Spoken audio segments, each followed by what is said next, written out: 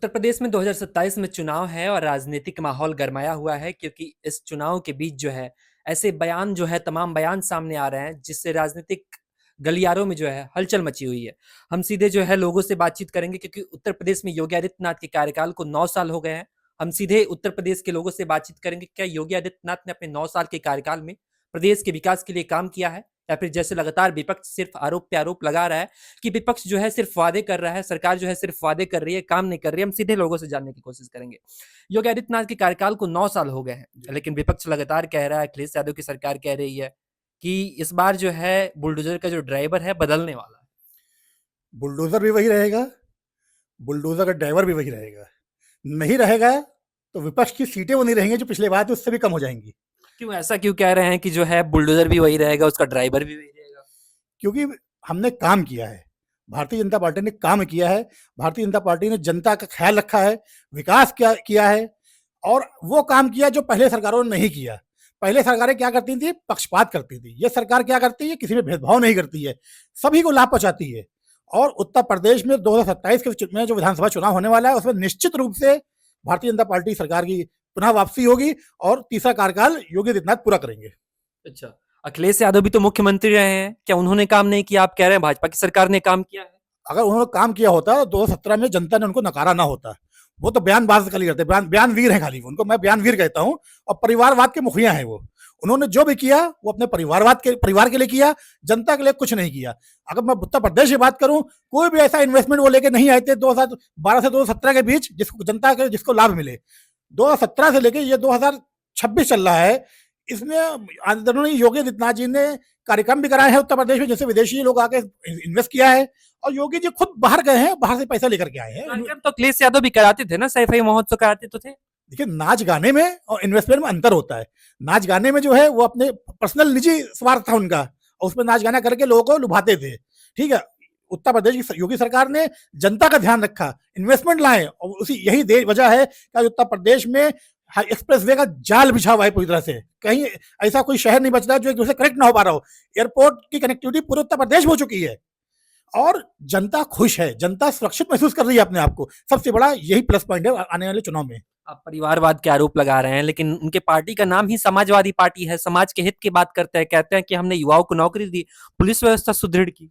उन्होंने सिर्फ अपने परिवारवाद मैंने परिवार कहा ना, तो उन्होंने सिर्फ अपने परिवार का ध्यान रखा, जनता का ध्यान। अगर मैं मुस्लिमों बात करूं तो मुस्लिमों से वो उनके पिताजी भी चादर दरी चांदनी और कुर्सियां साफ करवाते थे और आज अखिलेश भी जब 12 से 17 तक मुख्यमंत्री थे उन्होंने भी यही कार्य किया और आज भी मुस्लिम जनता को सिर्फ वो धोखा दे रहे हैं कि मैं आऊंगा तो मैं ये करूंगा वो नहीं। जब सरकार रहती तब क्यों नहीं करते कुछ भी? एक बहुत बड़ा आरोप लगा रहे हैं कि मुस्लिमों के हित की बात नहीं करते हैं, लेकिन उनके बयान जब आप सुनते होंगे तो ज्यादातर जो ऐसा ही लगता है कि वो मुस्लिमों के नेता हैं, वो पिछड़ा दलित अल्पसंख्यकों की बात करते हैं। वो बयानवीर है, जो बयानवीर होते हैं वो सिर्फ बयान देते हैं, करते धरते कुछ नहीं। करने वाले काम भारतीय जनता पार्टी सरकार करती है, जो कहती है वो करती है। उसने कहा कि हम हर गरीब को मकान देंगे, आवास देंगे, तो उत्तर प्रदेश में भी और राष्ट्र में भी सरकारें जो हैं वो आवास देने का काम कर रही हैं। उन्होंने कहा कोई भी मरीज बीमारी से मरेगा नहीं, इसको संपूर्ण इलाज देंगे। तो देखिए आयुष्मान कार्ड उसको पूरा कर रहा है। लगता है जिस पार्टी पे बार बार जो है मुस्लिमों का शोषण करने का आरोप लगता है वो भारतीय जनता पार्टी मुसलमानों के साथ खड़ी है। ये तो विपक्ष कहता है ना, जनता से पूछिए। मैं मुस्लिम हूं, आप सब मुस्लिम है, पूछिए क्या शोषण होता है? पूरा पूरा हक मिलता है, कोई भेदभाव नहीं होता है। और मैं ये कहूंगा कि जितना भी अल्पसंख्यक समाज में मुस्लिम समाज खासतौर पर जितना अभी ऊपर बढ़ रहा है पढ़ाई लिखाई में, नौकरियों में, वो सिर्फ इस भारतीय जनता पार्टी सरकार की देन है और आदरणीय प्रधानमंत्री नरेंद्र मोदी जी की देन है। क्योंकि उन्होंने कहा था एक हाथ में लैपटॉप एक हाथ में कुरान। हम मुस्लिम भाई बच्चों ने उस बात को पकड़ा और आज देखिए तमाम फील्ड में IAS IPS डॉक्टर्स लॉयर्स सब में मुस्लिम समाज बढ़ रहा है, बढ़ चढ़ के बढ़ रहा है। ऐसा पहले कभी नहीं हुआ था। अच्छा, ये भी कहा जाता है कि योगी आदित्यनाथ जब से आए हैं वो चुन चुन कर जो है बुलडोजर चलवा देते हैं विशेष समुदाय के घर के ऊपर। विशेष समुदाय के घर पर बुलडोजर नहीं चलवाते, बुलडोजर उसके घर में चलता है जिसने दूसरों का आशियाना मटिया मेड़ करके अपना आशियाना बनाया था, गरीब झोपड़ी को गिरा करके अपना आशियाना बनाया था जमीन के ऊपर। उनपे अपराधी प्रवृत्ति के लोगों पर बुलडोजर चला है। किसी भी आप गरीब जनता पे बुलडोजर, एक भी मिसाल दिखा दीजिए चला हो। अब ये भारतीय जनता पार्टी सरकार है जो आज पूरा हिंदुस्तान इतने ऐश और आराम से सुकून से ईद मनाया, बाकी विश्व में आप देख लिया दहशत में ईद मनी है, हिंदुस्तान में खुशहाली में ईद मनी है। आज पूरे विश्व में डीजल पेट्रोल गैस की रेट इस कदर बढ़ गए, लेकिन आज हिंदुस्तान के अंदर उत्तर प्रदेश के अंदर वही पुराना रेट चला आ रहा है, लोग आराम से रह रहे हैं। इससे बड़ी और उपलब्धि क्या हो सकती है सरकार के लिए? लेकिन ओवैसी जी के बयान भी आप सुनते होंगे, वो कहते हैं कि जो है मुसलमान जो है खतरे में है हिंदुस्तान में, उन्हें सुप्रीम कोर्ट के पास जाना पड़ रहा है ईद मनाने के लिए। मुसलमान खतरे में नहीं है, ओवैसी खतरे में है हिंदुस्तान में, क्योंकि उनकी जो चाल थी वो जनता ने विफल कर दी, मुस्लिम समाज ने विफल कर दी है। वो जिस तरह से बड़गलाने की, दंगा कराने की कोशिश करते हैं, मुस्लिम जनता जागरूक हो चुकी है, उन्होंने उनको बिल्कुल पूरी तरह नकार दिया है। अब उनकी कोई बात मुस्लिम समाज मानता नहीं है, और जो ये कहते हैं मैं उत्तर प्रदेश आएंगे, उत्तर प्रदेश आएंगे तो उत्तर प्रदेश आके दिखाएं, वो मुंह की खा के जाएंगे यहाँ से। क्यों एक मुस्लिम स्कॉलर हैं हैदराबाद के, उनका भी बयान शायद आपने सुना होगा कि इस बार जो है संभल ही नहीं, पूरे यूपी में जो है मुसलमान सड़क पे जो है नमाज अदा करेगा। तो हम आप लोगों से ही जानना चाहते हैं कि मुस्लिम समुदाय के जो लोग हैं, क्योंकि कहीं ना कहीं दो विचारधारा हमको देखने को मिल रही है, तो क्या सोचते हैं? मैं ये कहता हूँ अल्लाह न करे कभी मुसलमान सड़क पर नमाज पढ़े। नमाज के लिए मस्जिद है, सड़क पे देखिए सड़क नापाक जगह है, उस पर कुत्ते बिल्ली भी चलते हैं, उस पर लोग गंदगी भी करते हैं, थूकते भी। और नमाज सिर्फ उस जगह हो सकती है जो जगह पाक हो, सड़क पाक नहीं है। वो तो इस्लाम को गलत मैसेज दे इस्लाम को मानने वाले लोगों, सड़क पर नमाज पढ़िए।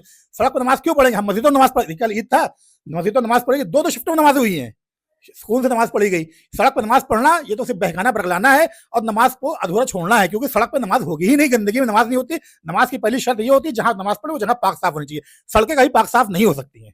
अभी वाराणसी वाला भी मामला आपने सुना होगा, जिसमें बीच गंगा में जो है इफ्तार पार्टी किया जाता है। तो इस पे भी दो बयान सामने आते हैं, एक वो लोग जो हैं जो विरोध कर रहे हैं, कहते हैं कि इबादत की जगह जो है मस्जिद है, दूसरे लोग जो समर्थन में नजर आ रहे हैं।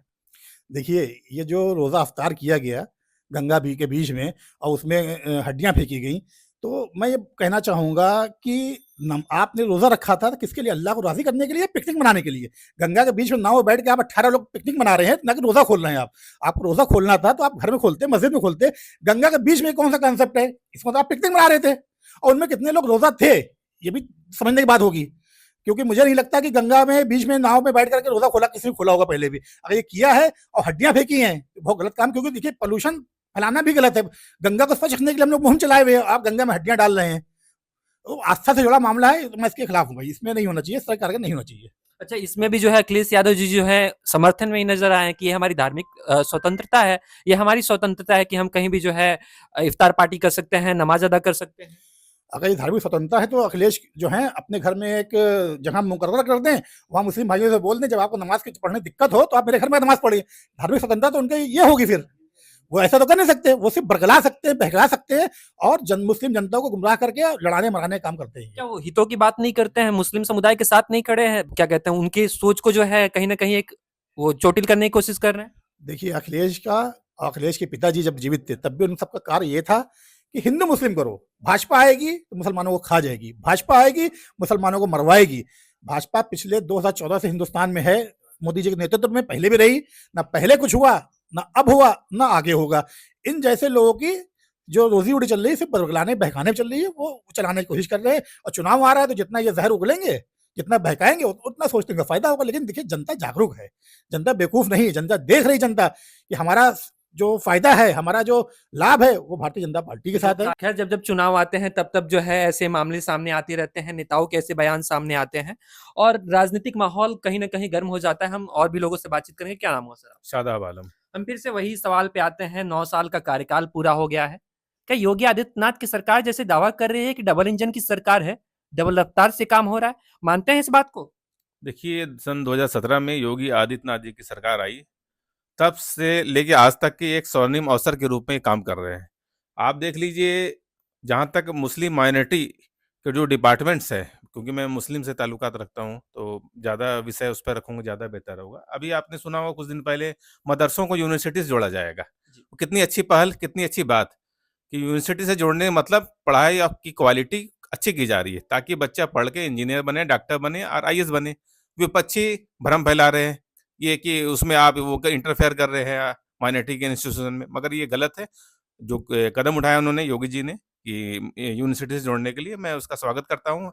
जहाँ तक उसकी बात हो, हज कमेटी की बात हो, तो उसमें भी बहुत सारी फैसिलिटी है, बहुत सारी उड़ानें यूपी से उन्होंने तय की है, और जैसे उर्दू एकेडमी चल रहा है, उसके तहत स्कॉलरशिप चल रही है बच्चों की, जो उर्दू सब्जेक्ट लेके पढ़ रहे हैं। इस तरह के तमाम फ़ायदे जो मुस्लिम समाज को मिल रहा है, तो कहीं कोई भेदभाव नहीं हो रहा, चाहे राशन की मामला हो, चाहे आवास का मामला हो, चाहे उज्ज्वला योजना तहत गैस सिलेंडर का मामला हो। लगभग 29% प्रतिशत आबादी इससे लाभान्वित है, मुस्लिम समाज के लोग, ये जो विकास की योजनाएँ चल रही है। लेकिन नहीं, कहीं न कहीं जो है जब बयान जो आते हैं विपक्ष के नेताओं के द्वारा, जब सरकार पे आरोप लगते हैं कि जो सरकार है अल्पसंख्यकों का शोषण कर रही है, मुसलमानों का शोषण कर रही है। देखिए, विपक्ष का काम है भ्रम फैलाना।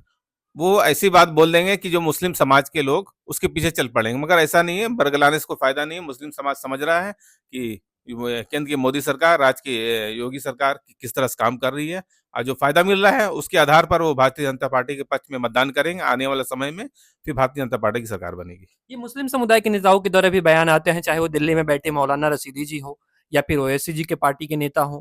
क्या कहेंगे जब ऐसे जो है बयान आते हैं कि जो है मुस्लिम जो है उत्तर प्रदेश में जो है सेफ नहीं है? देखिए, धार्मिक गुरु जो है, वो सिर्फ़ धार्मिक गुरु तक सीमित रहे तो ज़्यादा बेहतर होगा। राजनीति उनको नहीं करना चाहिए। राजनीति करनी है तो आप समाजवादी पार्टी जॉइन कर लीजिए, कांग्रेस जॉइन कर लीजिए, आप कीजिए, कोई मतलब नहीं। मगर वो गलत करना, सरकार को या भाजपा को कुछ आरोप लगाना, ये गलत है। आप खुल के मैदान में आइए। जब हम फील्ड पे उतरते हैं, हम लोगों से बातचीत करते हैं, तो कुछ युवा ये भी कहते हैं कि हमारी पार्टी समाजवादी पार्टी है, हमारी पार्टी कांग्रेस पार्टी है, ये हमारे हितों की बात करती है। ये बिल्कुल गलत बात है, वो तो जनता देख रही है। आप आंकड़ा निकाल के देख लीजिए कि किस सरकार में कितना विकास लोगों का हुआ है। यहाँ देख लीजिए आप, सड़कें हों या फिर लखनऊ शहर ही देख लीजिए आप, पुल का जाल बिछा दिया माननीय राजनाथ जी रक्षा मंत्री द्वारा। आपको जाम से मुक्ति दिलाने का काम राजनाथ जी ने किया है। 12 से 17 के बीच में अखिलेश जी के कार्यकाल को कैसे देखते हैं? उनका कार्यकाल अगर अच्छा रहता है तो दोबारा वो 17 में रिपीट कर जाते हैं। मैं तो यही चाहता हूँ कि आने वाला सरकार भी, जब भी इलेक्शन हो विधानसभा के चुनाव में, आने वाले सरकार भी भाजपा की हो, चाहे यूपी की हो, चाहे केंद्र सरकार का मामला हो, वहाँ पे भाजपा क्यों की सरकार अखिलेश हो। यादव मुख्यमंत्री क्यों नहीं बन सकते? तैयारी में तो वो भी लगे हुए हैं। उनको तैयारी करने दीजिए, वो आने वाले समय में वो जनता बताएगी कि हम विकास की राजनीति करते हैं और हम गलत भ्रमित करके किसी को हम वोट नहीं लेते। क्या लगता है 27 में क्या जो है जैसे सिचुएशंस दिख रहे हैं, जैसे बयानबाजी हो रही है, इस बार जो है उत्तर प्रदेश का जो बुलडोज़र का कमान है, कौन सँभालेगा? क्योंकि अखिलेश यादव कह रहे हैं कि इस बार बुलडोज़र का ड्राइवर बदल जाएगा। देखिए, उनको बोलने दीजिए, बोलने का मतलब कोई औचित्य नहीं है। और जो 27 का जो चुनाव है उसमें फिर से योगी जी दोबारा आ रहे हैं, मेरा ये कहना है। योगी जी की बात हो गई, अखिलेश यादव की बात हो गई, हम कांग्रेस को लेके भी थोड़ी-सी चर्चा कर लेते हैं। कांग्रेस की तरफ से जो है प्रधानमंत्री चेहरा है राहुल गांधी, उनकी भी जो है यूपी में जड़ें कहीं न कहीं अभी भी बनी हुई हैं। क्या लगता है कांग्रेस की तरफ से जो है उत्तर प्रदेश में किस तरह का जो है राजनीतिक जो है खेल खेला जा रहा है? ये कांग्रेस ने हमेशा से फ़ायदे की सोच रखते हुए पॉलिटिक्स की है और उस फ़ायदे के लिए उसने अल्पसंख्यकों को बलिदान करा दिया। चाहे वो सिख दंगा हो 84 का, या तमाम दंगे हुए जिसमें मुसलमानों को गाजर मूली तक कटवा दी उन्होंने, गोलियाँ चलवा दी मुजफ्फरनगर में, मुरादाबाद में सॉरी। तो इस तरह के कार्य शुरू करते आए हैं और राहुल गांधी का कोई जनाधार बचा नहीं है, ना कांग्रेस का जनाधार बचा है। अगर उनका जनाधार होता तो यूपी में वो चुनाव ना हारे होते। ठीक है? एक बार चुनाव में भी उन्होंने पिछली बार हारे हैं वो, स्मृति ईरानी जी ने हराया चुनाव, उनका कोई जनाधार बचा नहीं रहा है। और यूपी में उनका या उनकी पार्टी का कितना दखल है या कितना उनका नेता यहाँ पे आके जनता के बीच जाते हैं, जो जनता के बीच जाएगा, जो जनता का दुःख-दर्द समझेगा, जनता उसी को समझेगी। देखा होगा आपने एआई समिट में जो है जब उनके कार्यकर्ता यूथ कांग्रेस के जो है पीएम इज़ कॉम्प्रोमाइज़ के नारे लगाते हैं टी-शर्ट खोल के और इस पे भी जो है राहुल गांधी का उनके समर्थन में ही बयान आता है। ये कांग्रेसी हमेशा नंगा नाच नाचे हैं। उन्होंने कभी नहीं देखा कि विश्व में इसका क्या असर जाएगा, भारत की छवि कितनी खराब करने की कोशिश की उन्होंने। ये तो कहिए हमारे प्रधानमंत्री नरेंद्र मोदी जी ने जिन्होंने इतनी अच्छी छवि बना रखी है हिंदुस्तान की विश्व में कि कोई ख़ास फ़र्क पड़ा नहीं, वरना इन्होंने कोई कसर छोड़ी नहीं थी कि विश्व में भारत को नीचा दिखाने के लिए। तो इस बार जो है उत्तर प्रदेश में क्या लगता है? फिर से हम वही सवाल के साथ अपना जो है बात खत्म करते हैं। उत्तर प्रदेश की कमान कौन सँभालने वाला है? बिल्कुल 110% भारतीय जनता पार्टी सरकार बनने जा रही है और प्रचंड बहुमत से बनेगी क्योंकि उत्तर प्रदेश की जनता पूरी तरह से भारतीय जनता पार्टी के साथ है। और आप देखेंगे कि जो पिछले बार 17 में और 22 में हमने सीटें पाई थी, उससे कहीं ज़्यादा 27 सीटें पाएँगे और प्रचंड बहुमत की सरकार बनेगी। योगी आदित्यनाथ के कार्यकाल को लेके 9 साल पूरे हो गए हैं, 27 में फिर से चुनाव है। हम लगातार लोगों से बातचीत कर रहे हैं और जानने की कोशिश कर रहे हैं कि इस बार जो है बुलडोज़र की कमान कौन सँभालेगा? क्योंकि अखिलेश यादव कह रहे हैं कि इस बार जो है बुलडोज़र तो वही रहेगा लेकिन उसका ड्राइवर बदल जाएगा। खैर, चुनाव के नतीजे बताएँगे कि उत्तर प्रदेश में अगला मुख्यमंत्री कौन बनेगा। कैमरा पर्सन अमित शाह के साथ मैं Ayush, the news paper, Lucknow.